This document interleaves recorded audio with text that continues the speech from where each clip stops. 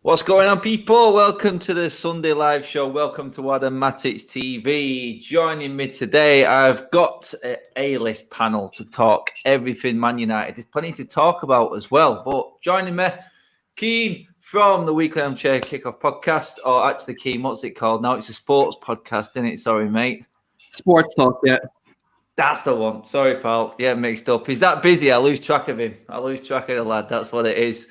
Mary, back from She Devils United. Been a while, Mary. How is things? She's rocking the cracking tan. Apparently, it's very nice over there in Ireland. It was last week. This week was typical Irish weather. But hopefully next week we can get a bit more sun. That's it. Apparently, we are getting the heat wave around about my birthday.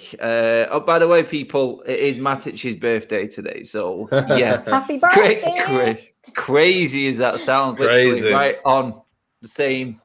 Well, but we're about 2 weeks apart. It's mental. Yeah, I don't understand it. It's weird. It's weird. But Saeed's in the house with us as well.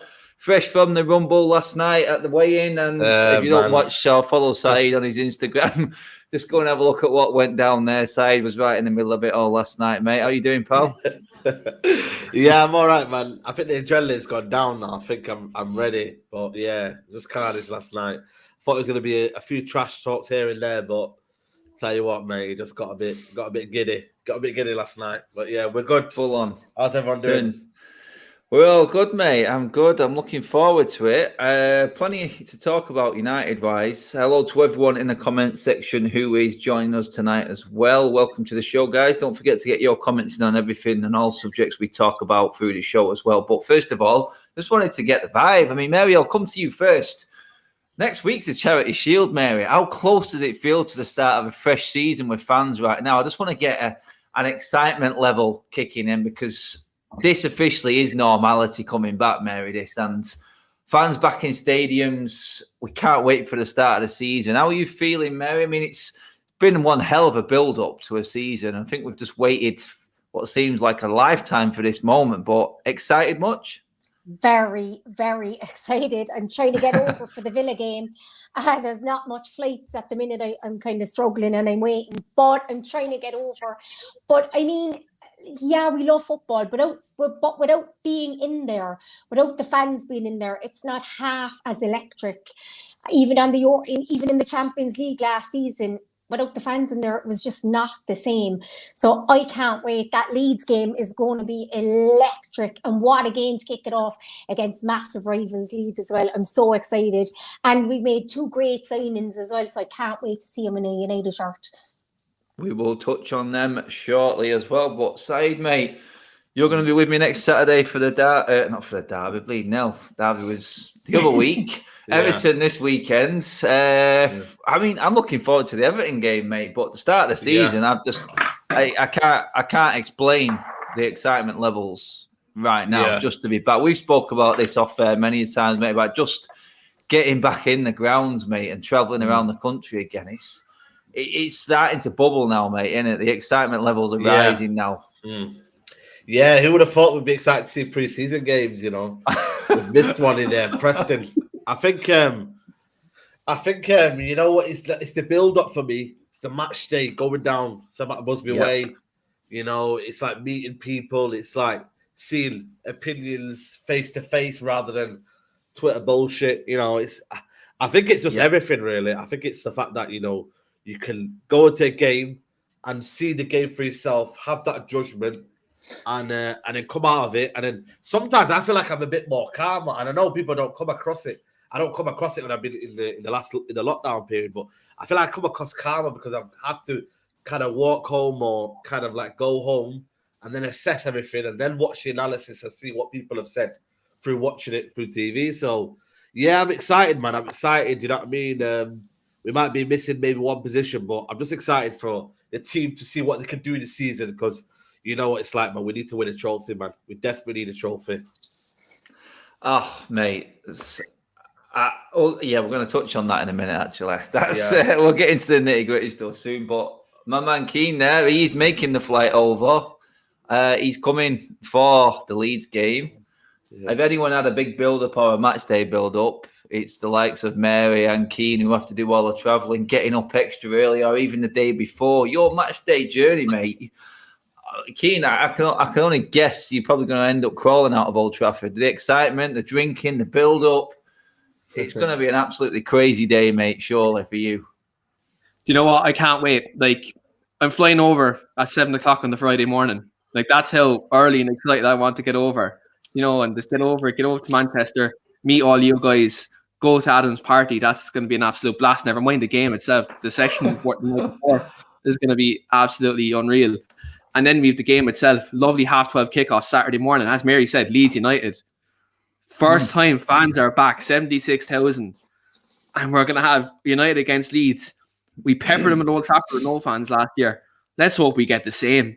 Do you know, imagine the atmosphere of this if we absolutely go out there and pepper them again. And again, look, when you think about it, it's a game we haven't seen Old Trafford with many fans with fans at all in quite some time. And to have a big rival like that to come back, the atmosphere is going to be electric. And again, Old Trafford when it's packed, there's just no better feeling. You can't, like, only if you're a United fan, you can really kind of say how special that feels. And like, come the 14th of August, I think it's just going to be great for everyone to be back and then support the team. And look, there's many players we didn't see at Old Trafford before the lockdown, especially like Cavani, you know, like the Sancho we're going to see Rafael Varane, some new faces as well. So excited. Yeah, God, I cannot wait. It just feels like it's close now. Weekend after weekend now, it just feels like that build-up's getting bigger and bigger and bigger. Knowing that the Charity Shield is actually going to be a full Wembley next Sunday, it's like, well, that officially tells me that it is round the corner. And United are ready to rock. They're all out in the pub in Manchester having a little pre-season meal there. Loving seeing all the boys back together. Was that Tom Eaton with the game? Yeah. Yes. I was thinking now. I was wondering, it's a bit. I mean, do you know what? It's Heaton knows goalkeepers union right there. He knows half of this squad. I mean, that's just our goalkeeping squad because we have got a goalkeeping squad. We've got way too many. But I mean, quickly, one thing that's going under the radar. I'll come to you first on this one, Mary, mate. The best left back in the world looks like he's getting closer to getting a new deal signed up. No brainer, surely, Mary, on this one with Luke. Sure, Berto, getting him on the back of my fake shirt, obviously a fake one. He's only got 2 years left in his deal, so we need to get him signed on, give him a pay rise. No, I know Pogba is looking for like 400 grand a week. We should be giving it to Shaw Berto because he was the best left back in the world last season. And like, that's not even me over exaggerating. Probably one of the best players in the Euros too. Hopefully he can stay fit, focused, and going into the new season. He's such an important player for us. Get him signed up, give him the deal. He's only still 25, still coming into his prime. I'm so excited to see more of him. Yeah, feels like he's been around forever. But sure, we signed him when he was a kid, so finally starting to see the best of him now. So we need to get Luke Shaw, we need to get Bruno, and hopefully Pogba too, if he stay, get him signed on the contracts and let's go. I mean, it's a no-brainer side, mate. This one, surely. This is how contracts should be dealt with. 2 years left and negotiations already well underway, not really giving it a chance to get to, like Mary says, that Pogba stage where it's right on the end and we don't hold any of the cards. I mean, but a man who has this season, without doubt, for me, been the best, been absolutely superb, polished it off with brilliant performances for England at the highest level. I think he's going to be part of one of the best defences in the league next season, side, mate. Yeah. And I think even for England as well, best defender, alongside Maguire. So it makes sense for me. You give him a contract, you reward him for, I think he's been playing now for about a year and a bit. Excellent. So, you get your due reward, and especially with the wage system at Old Trafford, you can't surely say to Shaw he doesn't need a contract extension, you know what I mean? So, for me, it makes sense, and I think it just gives him more confidence. I think Shaw is a confidence-based player. He needs that kind of like people around him to say, you're doing well. He needs, rewarding. So I feel like for me, it's justified, and I think, Shaw now can nail down, and if he is now nailed down anyway, Tellez feels sorry for him, but he knows that Shaw's the first choice left back. And now we can just keep going. Now he's going to go in his peak years. It's crazy because feels like Shaw was been around forever, but he's going into his peak years now. So fair play. Yeah, it's crazy, Keen, mate. It's like Mary said. This side just touched on it as well. I can remember him playing 5 years ago. How crazy is that? And he still feels like a bit of a pup, but he's now entering his prime, and all being well, touch wood, he stays fit. He could be at United, mate, for another 8 years minimum. Definitely. And like when you think about it as well, we signed him when he was 18. He first broke into Southampton's team at 16, 17. And like you think about it as well, 2 years of his development more or less was taken because of the leg breaking, because Mourinho didn't really play him either. So we're going to get the best out of Luke Shaw in the next kind of 3-4 years. And the fact he's 2 years left in his deal, add another 3 or 4 years to that deal, and we have to a good left back there to for the years to come. And again, like his wages aren't too big either, so getting him on this new contract won't be an issue. And again, it just solidifies the defense. It gives us stability. And look, people tend to forget he was playing through that Euros through injury, the broken arm, and he had issues with his ribs as well. So, like saying that and to see the level of performance that he carried out through the season and the Euros, he's top class.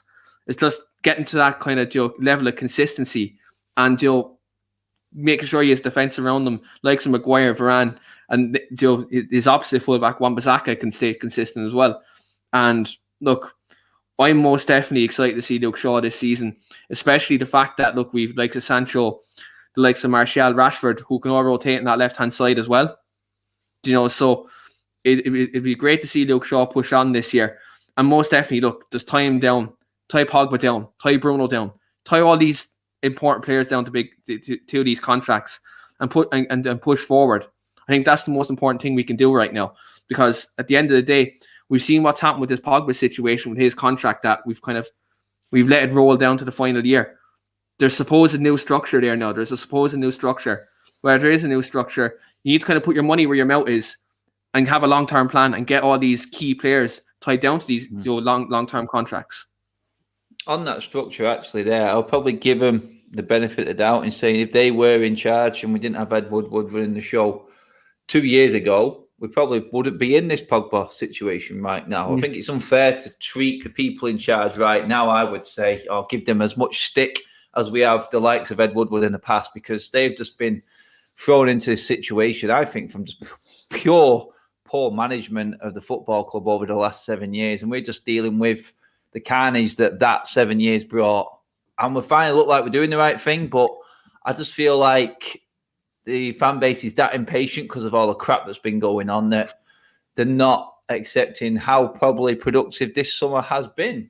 I mean, reports are 20 million spent on painting the stadium, putting in the safe standing sections and whatnot, all the new disabled. I mean, I was in there the other day.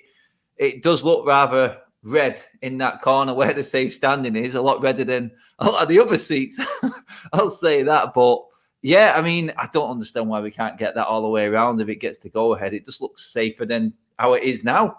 I mean, when I stand up in the stadium, I feel like I'm going to fall forward. There's hardly any room for me. So I think it's a brilliant idea. But anyway, moving forward, back onto the players. I mean, Saeed, mate, one man who is also on the end of his contract. We've talked about our guy, Jesse Lingard, many a times on shows, but reports are the Pogba situation is holding up on the Jesse Lingard situation. Pogba leaves. Does Jesse Lingard then get more of an opportunity? Can he play, some are saying, even in a central role in our midfield, a bit further back with the engine that he's got? I mean, I wouldn't go that far, mate, to be honest. But this brings me into the next subject, really, and the whole talk about the new formation, a different way of playing. Does the fact that our defence is looking a lot more solid now give us the opportunity? We've touched on it on your show before, mate, but set us off on this one side, mate. I mean, can we now start to be a little bit different in how we set our team up, how we approach games, and how Ole goes at what he needs to do, which is win trophies this season? Because it's quite clear we need to change it up if we want to get to that next level. Yeah, this is where, for me, that I've always said, this is the tricky bit. you know, and Ole, it's not just Ole. I think the coaching team needs to help him out and decide what's best for Man United, because, you know, they're thinking about doing the 4-3-3, but I just don't know how you do that without a CDM, you know, a proper CDM. I know Matic is a CDM, but, you know, he's 33 today. He's not getting any younger. So we do need a CDM. And to have a 4-3-3... wish I was 33, mate. You're 33 inside, man, don't worry. Nah, but I think for me, right, I just think, you know, to have a 4-3-3 formation, you need to be a possession-based team, you know, especially if you're going to play with 2 8s. And if that 8 is Pogba and Bruno, they're going to want to go forward. You know, they're not very good, you know, defensive-wise. So you're going to need the disciplined number 8 who's going to do that, you know, screening off both sides, especially when the fullbacks bomb on forward. So it's a difficult one, man. And I just think for me, it depends on the personnel, who leaves, who goes. You know, are we going to introduce Donny now that he's bulked up? You know, is he gonna come into it, because he looks like a new man now? Is he gonna come in now into the situation? Can he play? So I just think we need to find that balance with Lingard. I've always said it for me. He wants to stay because, you know, to make it at Man United, you know, he knows maybe there's something going on behind the scenes, that they are trying to aim to win the league, or trying to aim big with Sancho and Varane. He's thinking, oh the hell, if I leave now to West Ham, the regret I'm gonna get, you know, not winning the league, or, you know, winning a cup or winning trophies, it's massive, you know. And you always know with Sancho, Rashford, and all these players, you know, when you link up as a group, then Southgate can look at it and say, you know what, that would be a good kind of front four for England, you know, because you don't know what Southgate does anyway in games, because he's always sporadic with his team formations and team selection. So I think for me, 4-3-3, we need to sort it out. But again, when you've got McTominay, Fred in there, and they're still available, what does Ole do in that situation? Can Ole play a 4-3-3 with Fred? Possibly not, because it always reverts back to 4-2-3-1. You know, it's like, you know, it's difficult. We just need to see it. But then we have not had the preseason. We've been playing the preseason with kids, you know, and as much as we, you know, well, I can't say that word, you know what I mean, because you get hammered. But as much as we like to see the kids play, be careful, mate. The Twitter rights will be all over you. I found that out. Be careful. You know, it's like, as much as we want to see, like, you know, the youth play and the academy players play, we need to see the first teamers, and we've got one preseason game. I know, Adam, you alluded to that. There's going to be one behind closed doors. I hope so.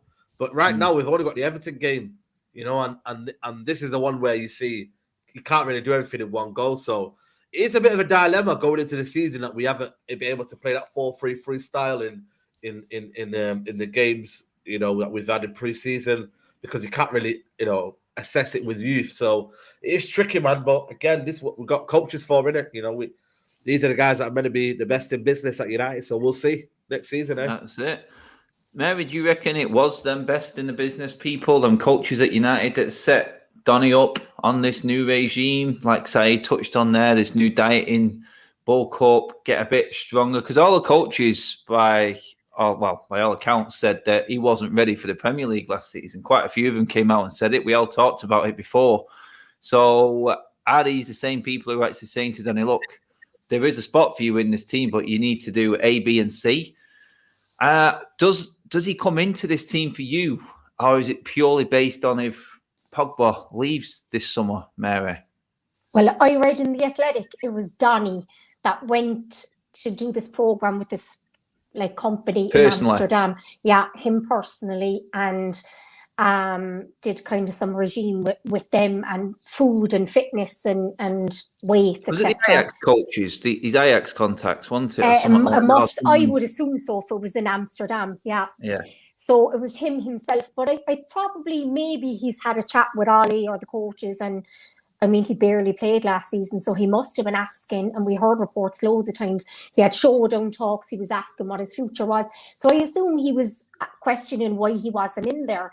And it can't be that he was like being, you know, trying to acclimatise, because Cavani came straight in and he played. So it couldn't have been that. So I would play Donny, because he played all through his youth career in CDM. It was only when Ten Hag came to Ajax that he moved him into the number 10. So he played there for a lot of his career. He played 8, 10 and 6, but all throughout the youth team in the Ajax Academy, he played at number 6. Now he's bulked up and he has the intelligence to play in there too. He definitely has that football intelligence, and he definitely has the passing ability to be able to take the ball off the back four and, just keep the possession going and pick those balls out too. I know he does like 1-2 touch football and those little, intricate passes going forward with Mad, and he's very intelligent, but I definitely think he has the capability and the ability to play in that 6 much better than Fred and McTominay. So if Matic can't play every game, certainly Donny, for me, in my opinion, can definitely play in there. I mean, Keane, mate, does Donny come into it, or a player who's not what you would call a safe sort of option, like a McTominay or a Fred, now that we have got a real solid centre-back partnership? Does that change things for you with Varane now partnering Maguire there? Does that free up that midfield role, and obviously not having to be as protective of the defence with the quality that it now is? Definitely. I think, look, again, Ollie played this formation when we first came in, but we had Matic a couple of years younger and we had more legs. So we have played it. We played it with Herrera, Pogba and Matic. We have Pogba still there, we Fernandes there. Donny van de Beek, especially against teams where we're going to have 60-70% of possession, is definitely capable of playing there, 100%. But I think you'd still want a specialist though in there. Someone who can play there week in, week out.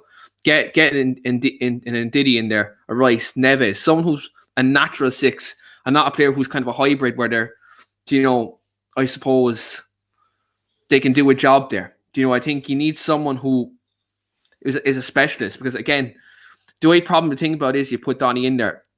Yeah, against teams we're going to have most of the ball, it's fine. But the only thing you'd worry about is against the likes of City, positional wise. Yes, he has the discipline, but again, it's very attacking. So again, for me, maybe against the teams you have more of the ball, 100%. Donny can fit in there, and he can definitely keep the game ticking. But against the sides who will be more level to us, I think you need someone in there who can break up the play, who can set off a pass and stay disciplined, and let the two others, Pogba and Bruno, do the work in there. So definitely against the teams we have more of the ball, Donny definitely can play there. But I think if you're looking at for the large stretch of the season, a specialist CDM sitting there and let the two lads just do the work, Pogba and Bruno, I think that'd be more suitable. Yeah, that's it. I mean, people in the comments side are saying Neves. We've obviously heard the Basuma rumours, then we've got the Sonny Guez. There's plenty of talk out there, but realistically, the biggest noise is coming out at the moment, and what Ollie's saying, we've touched on it before, mate, and we spoke on your channel. This could actually be it for this summer in terms of incomings. Possibility. So, I mean, looking at that, mate, right now, you have to look at McTominay and Fred. And will he actually change this formation at all, mate? Will he go, okay, this safeguarding formation has got us continuous top 4 football? Yeah, true. For his own sake, I know his job is safe now. He's got his contract, so that's fine. He's got Champions League football, but surely deep down he must be thinking, you know what? I need to get something on my CV, because I'm not going to be Manchester United manager forever. And there's got to be a time, mate, and there's got to be a point when he goes, I have to be a bit more direct. Yeah. Do we have the squad right now to go for that, mate? It's difficult, obviously, how fast we start the season, it creates a different feeling. If we go on 3-4 game winning streak, all of a sudden everyone thinks that, we're ready and we have a complete team. It's the nature of how football works. My thing is, though, and the way I look at it, Ollie's kind of thinking, or I would think that he might be thinking, is that I've got attacking threat in Sancho will score more goals, and I've got world-class centre back in Varane, I will concede less goals. That's where I'm looking at it. So he's thinking midfield, I've got Donny, I've got Matic, I've got Fred, I've got options there. It's not as if I've not got any options at all. But for us, we've seen how the McFred situation has limited us to certain games where, we're sitting back, or certain games where there's mistakes in there, or certain games where, it's like Jekyll and Hyde, you know what I mean? It's like, I think the game against Leicester summed it up. Fred, for me, I thought it was a perfectly weighted ball by Maguire. Fred loses it, and then they score. The back post, for McTominay. There is, in certain situations, and I thought, especially the game against Villa away, I think it was when them two got in a bit of a hash.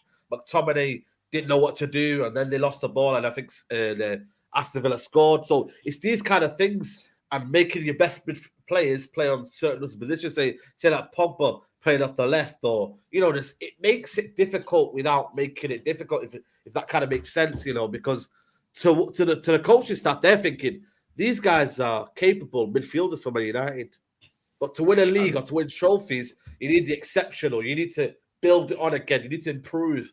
And if we do get a CDMO, if we do get a midfielder to kind of challenge them and maybe displace the two, then it would make us better. But again, I look at Oles thinking, we got numbers here. We have got numbers. And that's why, for me, I worry, because it's not about quantity. It's about quality.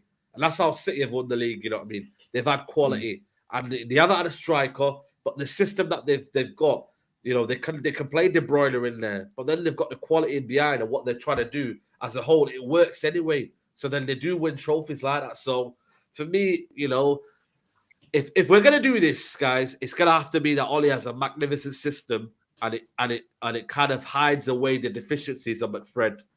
So then we do play a higher line, so we're not sitting back. We do create more chances, and we score 2 goals. You know how Liverpool used to play when under the first 2 seasons Klopp? They win like 5-4 and like 4-3, and it'd be that crazy game. Maybe we have to do that. But then you'll have to concede maybe 50 goals a season. You know what I mean? It's one of them, how you see football, isn't it? That's it. I don't think Ollie is brave enough to change the formation anyway. I don't think he would be brave enough to go to 4-3-3. He's not brave enough. We saw in that Europa League final how I don't want to say cowardly, but not brave enough he was in that game. The late subs, the defensive subs, when the game was there for the taking, Villarreal, poor side, didn't go for it. 4-3-3 is his favourite formation. He played it most of the time at Molde. He played it when he first came in as caretaker manager at United, and then switched to a 4-2-3-1 because you had the 2 players in the pivot. So I think he's not brave enough to play. I would love a 4-3-3. I think we will play better, but I don't think he'll switch.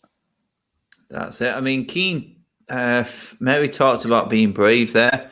Said touched on quality of player, and it's all right having the best in class. And you touched on a game there, I think it was the Leicester one, Said, when Maguire played the ball to Fred. Yeah.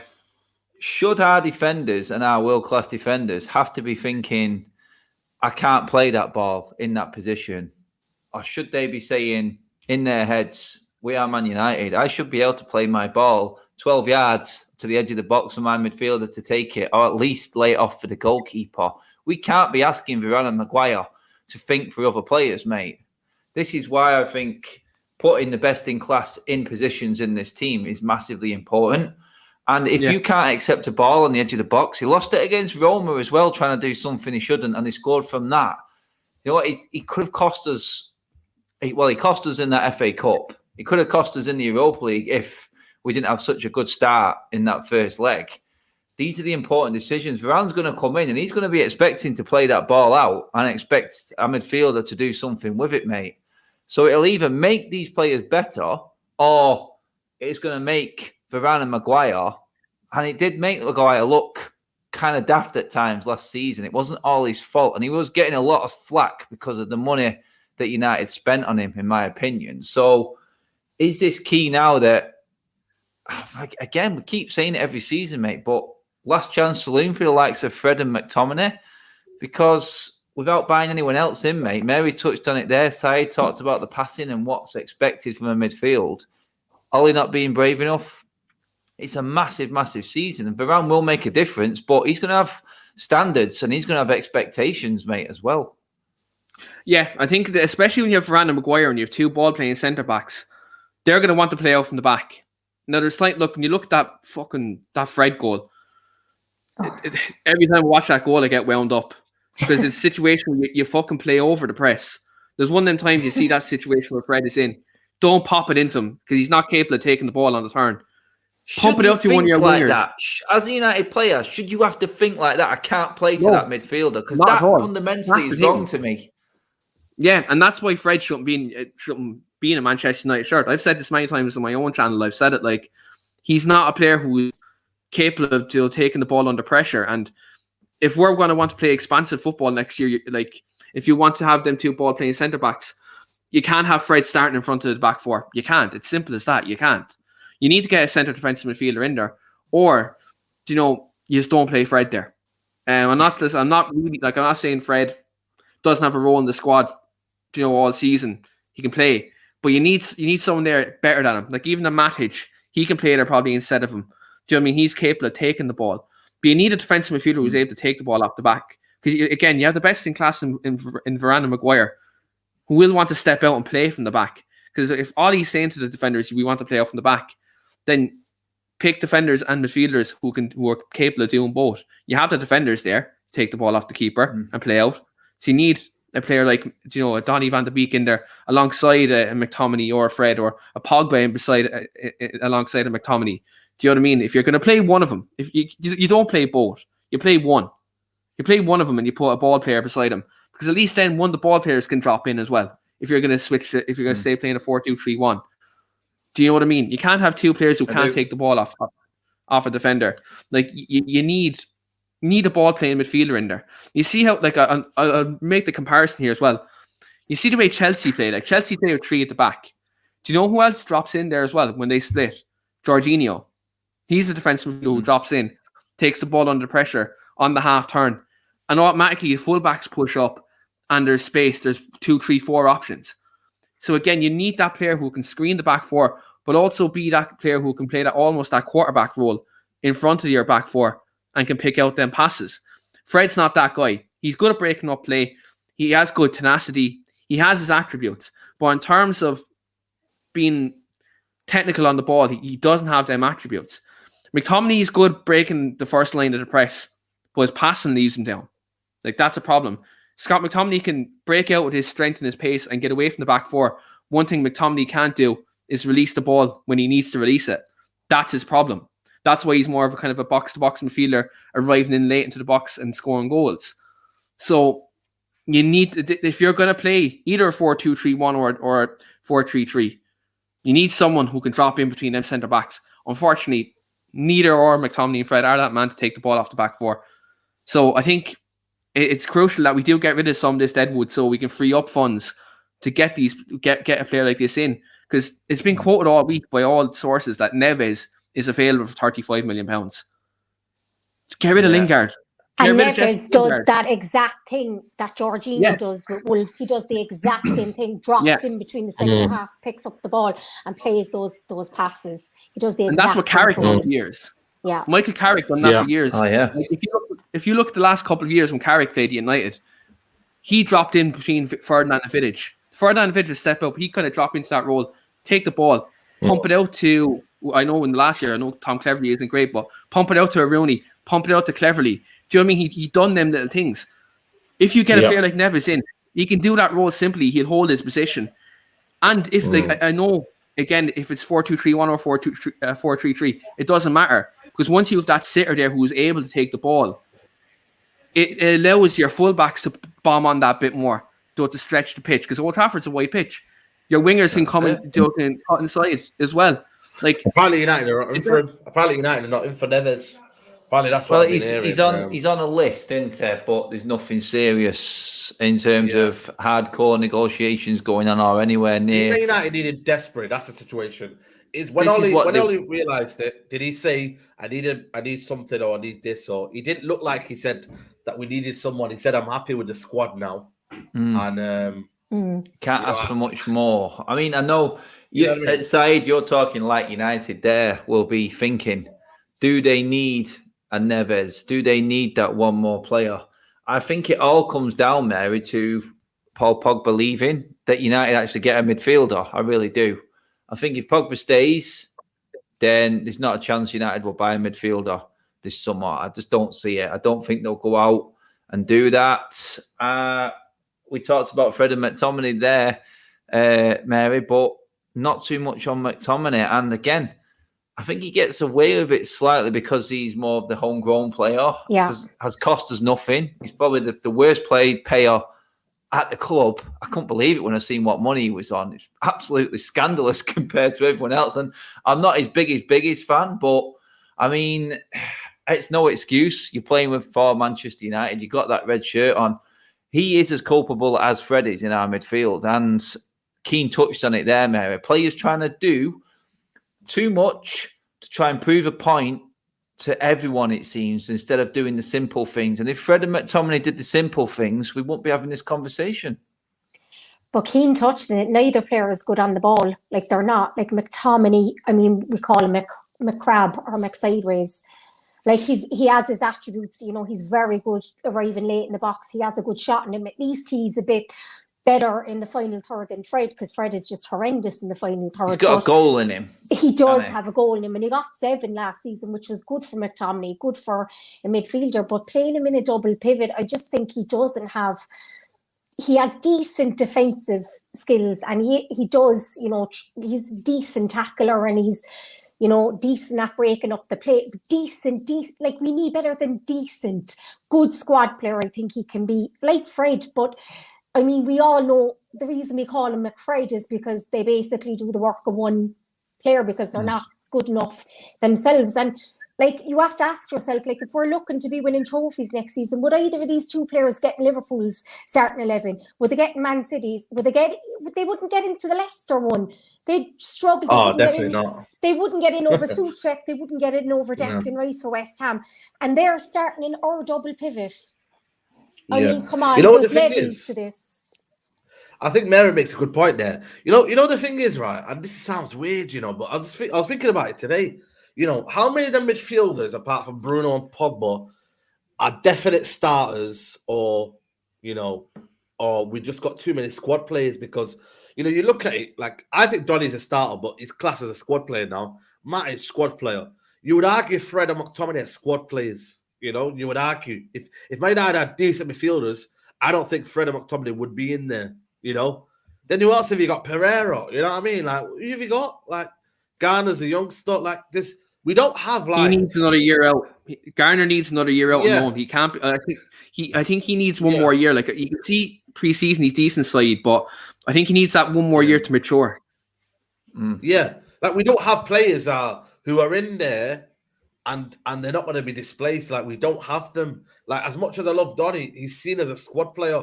You know, we've got too in the midfield. There's too many fringe players, and I think it goes for maybe the whole squad. There's a lot of fringe players, and I'm like, you know, are these in the team? Do Man United fans rate them? You know, like, there's a lot of things that we might see as like, oh, you know what? Then Ollie and the coach staff, they see him as starters and whatnot, and it's like, you just don't know where you kind of like going with the squad, because we need midfielders, but then we can't sell these guys on. They've signed deals that are going to, you know, make them stay for a while. So what do you do then? You know, what do we do? Maybe we just have to put up with it. I don't know. That's it. I mean, guys, don't forget to hit that like button. Well over 400 in the room with us right now, guys. So give that video a smash on the like button as well while you're at it. And don't forget to subscribe if you tune in for the first time. Guys, I'm going to ask you all now. I mean, when you break it down, and I want you to just say this looking at this window, because this is the first window that we've had with the directors of football and the new strategy, the new way of doing things, like Keane said. I mean, Mary, where would you rate this window for you? Because I will probably call it as it is now. We probably get Trippier in. I don't think anyone else is coming in personally, but right now, in terms of how we've done and how we've dealt with things previously, this window, where would you rate it? Would you say it was a very good window?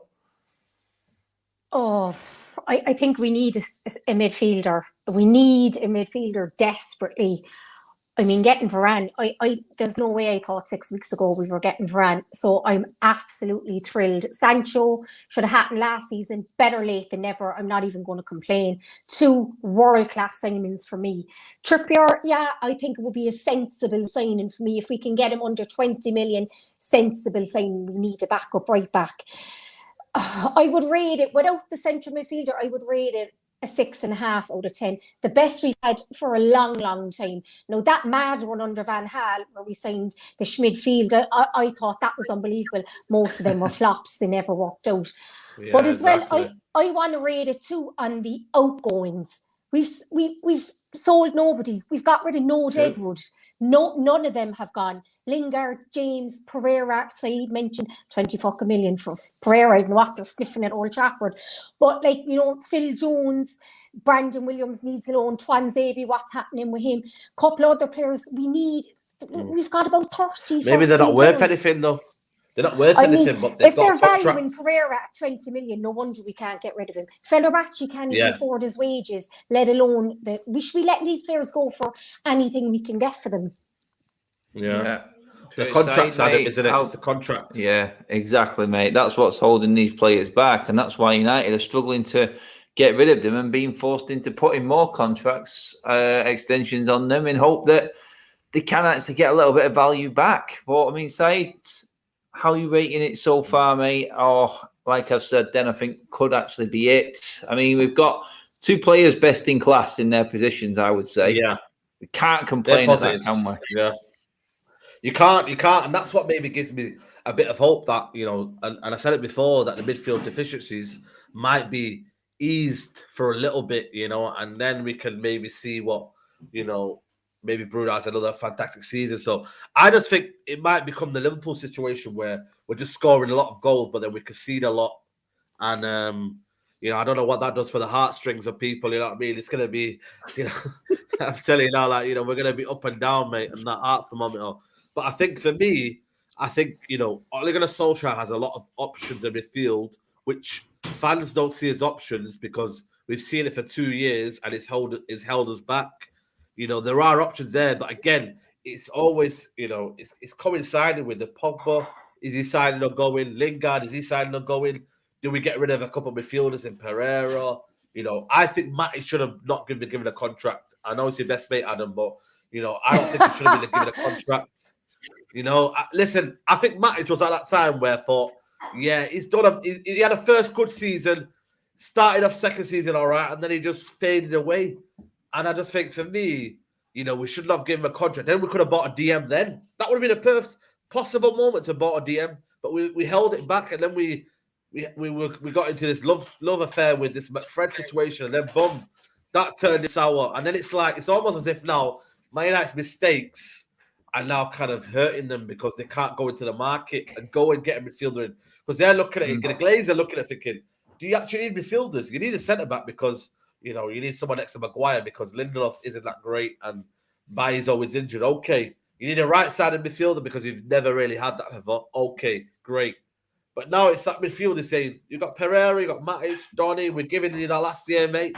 So make that work this season. You've got Bruno, Pogba's still under contract. Unless he says he's leaving, you know, he's still there. And then you've got McFred. So there is options there. And they're thinking, that is enough for you, mate, you know, and just make it work. So it's worrying, but I just hope that, you know, I think everyone's going to have a bad preseason, you know. I think everyone's had a bad preseason, not been anyone going to tours. You know, people have just come back from holiday. Maybe it's just whoever has the best start, and then you go from there. And then October, you know, November is where we're really, Man United, are going to be tested. Because that's when it's crunch time, isn't it? That's it. It's that November, October time when the table starts taking shape, Keane, mate. But for you, Keane, I mean, Mary touched on a previous window there. I mean, there's the excitement level, but ultimately these big name players all failed at Manchester United. At the time when we bought these players before, I thought it was a scattergun. We were just buying anyone that was available, and anyone we thought we could get our hands on was coming in. But for me, this summer, it looks like we've addressed position issues. And I just think we're never going to be able to get all of them all in one window. Where does it sort of rate for you this window so far, Keane, mate? I'd go 7 so far. just based on what we got, 2 best-in-class signings in Varane and Sancho. Similar to what Mary said, though, in terms of I'd rate it a lot higher if we got rid of a couple of players and got them off the wage bill, and even got some of the youngsters out on loan as well. I think there's a few youngsters who've shown that they need an extra year or two to mature. And if we can get them out on loan, I think that'd be great business as well, just for their development. But I think it hinges on a CDM. If you get a CDM, that propels it to a 10 out of 10, because that's the gaping hole. That's the kind of the holy grail in this window that we need. You get a CDM in, there's your balance in your team, and there's your formation sorted out. Simple as that, no excuses. Can we get away without playing a CDM with Varane? I think the jury is out on that, because Liverpool tried that with Van Dijk before, and until Fabinho came in, then they were really, shored up. So I think, is Ollie maybe thinking in that same mind frame? Like, look, can we maybe get I know you said Van Dijk, Varane in there, and let's see kind of where we can go. I go 7 out of 10 so far, and that's including kind of the outs and with regards to that as well. But look, if we get rid of some of the players like Pereira, Matic, if we can get rid of some of them to get Lingard off the wage bill, and then get CDM, and then get Trippier in if Dalot leaves, then all of a sudden there is no excuse then next season not to go for the league. I think that's where we are at the moment. I think that with a DM, without a DM, it's hard. We get that DM in, then all of a sudden you have all the tools to attack every single team in the league. It's crazy. Then you just got rolling off the names there, and you forget what's there. We have got a huge squad at our disposal. So I'm going to put the pressure on you all. Mary, everyone's fit. Everyone's ready to go. United are challenging for the title. What's your team? De Gea, not Dean Henderson. De Gea, Wan-Bissaka, Varane, Maguire, Shaw. Oh, the midfield, Christ. This has to be challenging for the title list, Mary, because this is what this season needs to be for me. With current players, I was going to say Neves, but obviously I'd be cheating. I'll say Pogba, Bruno, and I'll go Donny. Pogba, Bruno, Donny, Sancho, Rashford, and Cavani. Sancho, Rashford, Cavani. Let's go 5-4 for all those games, like Saeed was saying. There you go, 5-4 games. Telling you. Keen, mate, what's your team? What's your challenging team, mate? On current squad, I go Henderson in goal. I look at our record when he came in last season. I think he was great, bar the Liverpool game. Obviously, that was a bit of a travesty, but other than that, he was quite good. Wan-Bissaka, Varane, Maguire, with Shaw. I'd go McTominay, Pogba, just because I think we've no other CDM. I think McTominay could probably do a job there. If you're going 4-2-3-1, then go McTominay, Pogba, Bruno, Sancho, Rashford, and Cavani up top. I think that would be a good enough team. Can we get away without playing a CDM? I think that would be, like you look at that team, that's very good. And one thing Mary pointed out in the comments here, 36 goal contributions from Rashford last season. I'll show us all this out to you. Everyone said that Rashford isn't good enough. There's a lot of people in rival and our own fan base say he isn't good enough, but this is a half-fit Marcus Rashford with a bad back, a bad shoulder, and a bad ankle, and he's getting 36 goal contributions. Just imagine a fully fit Marcus Rashford. You seen what a fully fit Marcus Rashford done to Virgil van Dijk? Put him on his arse. Though absolutely tore Kyle Walker apart, at right back. He's tearing all these other defenses apart. A fully fit Marcus Rashford could be a massive difference next season. And you have options. You have Greenwood off the bench. You have Martial off the bench. Do you know what I mean? I'm really bigging up United. I hope United aren't watching this. I'd like us maybe sign another forward as well. But you have these other players that can come off the bench and really make a difference. But just fuck it. Just go out and buy a CDM, please. You get that CDM, I'm telling you, 21 and 20 and 21, 22. It's coming. It's strange side, mate, because Mary and Keane are both struggling without the CDM.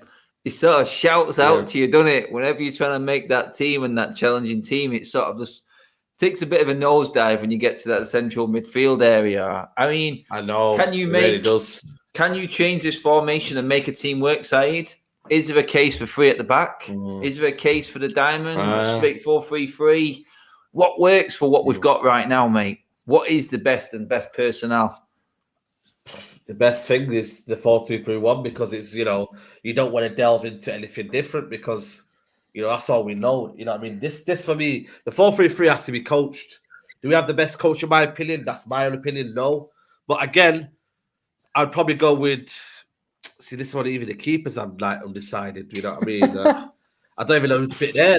It's being real. I don't know who to pick. I'll be honest with you. I'll just say whoever's in for there. us, mate. That needs picking for us. Yeah, the manager's got the best of the best at his disposal, really, in terms of every type of keeper he wants. But what did I say? I don't know. What did I say? Tom Eaton starts of the season. So I'm going to go Tom Eaton then. I think he will start the season. I really do. Tom Eaton in goal. Wan-Bissaka. I think Lindelof will start. I don't think Varane will be ready. So it'll be Lindelof, Maguire, Shaw. Yeah, honestly, Shaw. I think it'll be Fred and McTominay in the CDM role again. I think they'll start. No, actually, I don't think Fred will start. I think it'll be Fred and Matic. Fred and Matic. You mean McTominay, Matic? So, yeah. Bloody hell, man. That's how bad it is in a minute. McTominay, Matic. That'll be the CDM role. I think on the left it will be. I think it will be Dan James. Yeah, Dan James on the left. You might as well say Pereira. I'll defend Saeed here. I'll defend Saeed here. Look at his 2 games against Leeds last season. He's probably our best player. I know. Yeah, I know. Yeah. Dan James. I think Bruno will play. I don't see Jesse Lingard playing. I think Bruno will get that surely. Bruno Fernandes. This is a difficult one. I'm going to say Sancho because of the fact that it's Sancho. You know what I mean? And even though I feel like Greenwood will play up front and it's Sancho on the right. I don't think Cavani's nowhere near. Cavani needs every time possible because you don't want to play him, get injured, and then you don't have a striker because Martial's out. Which is, for me, it's kind of a bit of a butcher team, It's a butcher team, man. It's a bit of a, just throw it at it because, again, we're not had a pre-season. These players are not had a pre-season. You can't fire them in against Leeds of all people because Leeds, I tell you what, man, they will be fit under Bielsa. They will have done training after training after training. So they'll be fit as a fiddle. So I think it'll be that team, and it's is it confident team? You know what I mean? Greenwood, a lot of pressure to score goals. Because what I've noticed at the start of the season, we didn't score that. How did we score against Brighton? We scored 3 against Brighton. We scored 1 at home. And then we lost. We were shocking at home to the start. We won every game away from home, didn't we? Yeah. Scoring plenty of goals. So at home, we did struggle to score goals.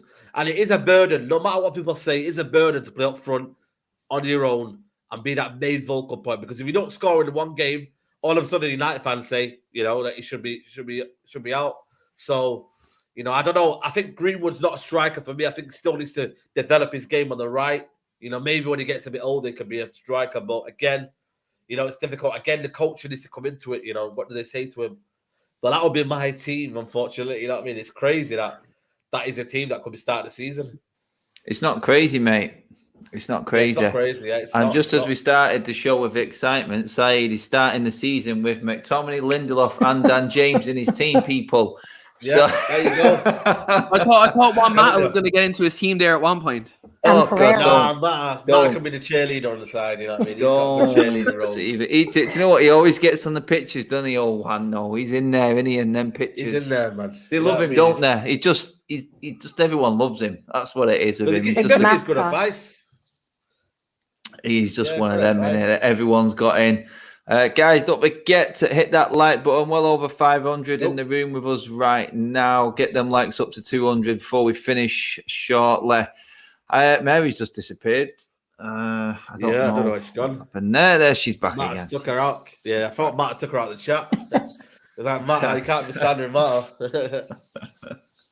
That's it. I mean, what's your team? You haven't said your team. You want my team? Yeah, okay. I'm going to go. My team that's going to win it. Oh, do you know what? It's a difficult one for me when it gets to the front. So let's just go with it. Obviously, I'm going to go with Henderson. I'm going to have Wan-Bissaka, Luke Shaw, Maguire, and Varane. My midfield. Do you know what? I'm one of the biggest risk takers ever. So I'm going to have one holding midfielder. And that holding midfielder is going to be... Oh, my God. God, he's killing me. That midfielder... Oh, my God, I don't know. It's hard, man. I'm going to put... It is very difficult, but I'm hoping now with the defense the way it is, I'm gonna put a ball there. I know what I'm gonna put Donny van der Beek in there. Yeah. Yep. And then I'm gonna play Bruno and Pogba either side of him. And then I'm gonna go front three of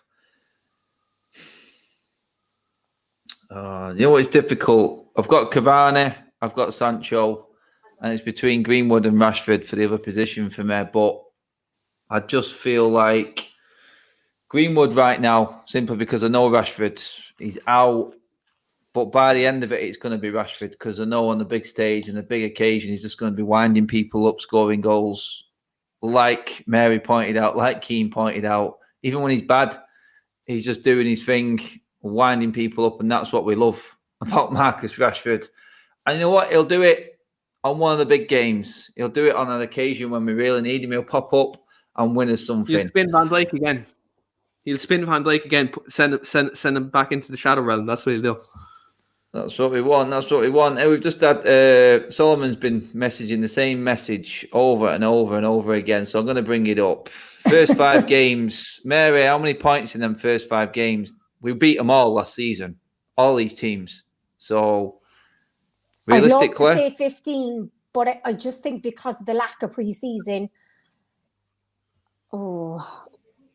I say we lose one but win the other 4. 13. 12. 13. 12. Said, mate, how are we having? How many? I'm going to go with... See, this is the problem in football. You know, you can never predict, especially Premier League. That's why it's the most exciting league in the world, you know, so you can't predict. I'm going to go first 15 points. I'm going to go with 11. Yeah, I think we'll drop 4 points. Keane, are you confident? How many are we having, mate? With lack of pre-season and players coming back, I'm not confident, but I'm going to be the ultimate optimist. I'm going to go 15. Fuck it, go on. 21, 22. I love you, Keane. Keane's not having it. He's like, yeah, let's go for it. I love it, Keane. Absolutely brilliant stuff. Guys, that pretty much wraps it up for us on the show today. The hour's flown by. Season's coming closer. The football talk is getting easier and easier. And very soon, we're going to be dissecting games and looking ahead to games for real. And we're going to be outside the grounds doing it as well. So I cannot wait to actually talk to you guys face to face.